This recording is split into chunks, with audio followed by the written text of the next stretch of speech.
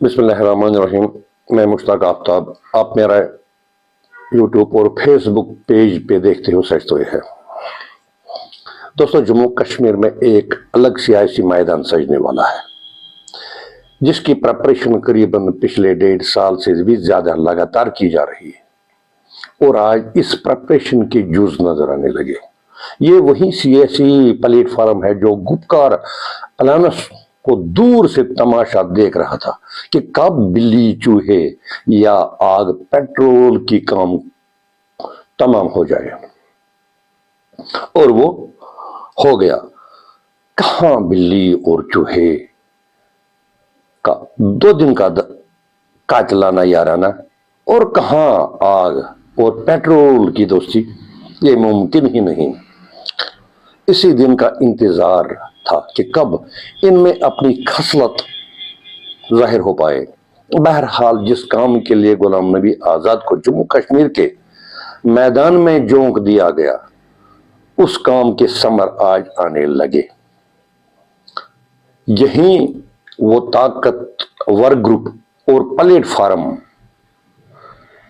جس میں بذات خود آزاد صاحب کی پارٹی، سجاد لون، الطاف بخاری کی اپنی پارٹی شامل ہے، اور دوسری طرف کانگریس، پی ڈی پی اور این سی، جن میں پہلے ہی رسا کشی اور بڑی دراڑ پیدا ہو چکی ہے۔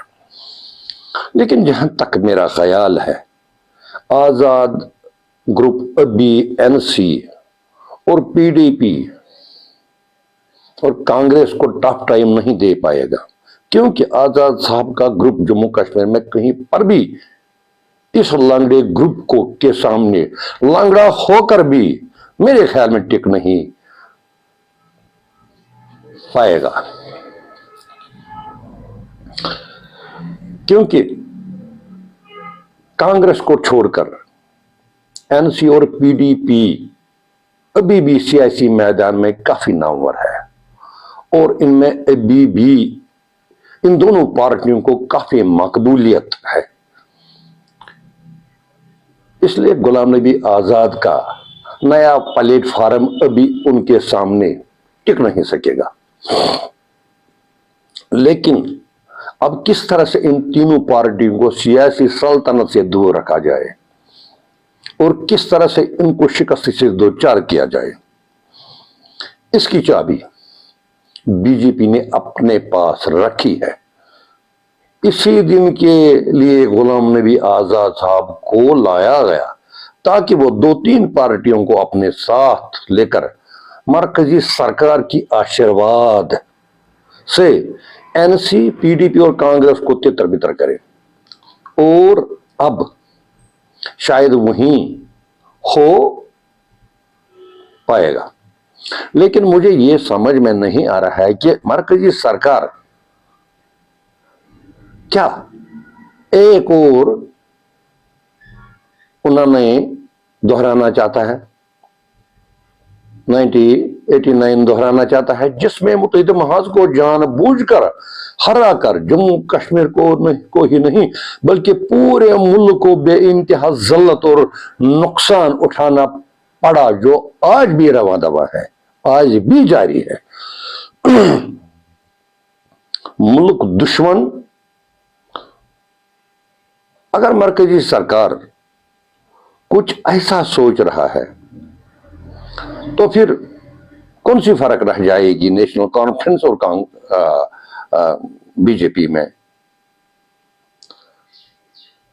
ملک دشمن اور ملک دوست میں پھر کیا انتر رہ پائے گا؟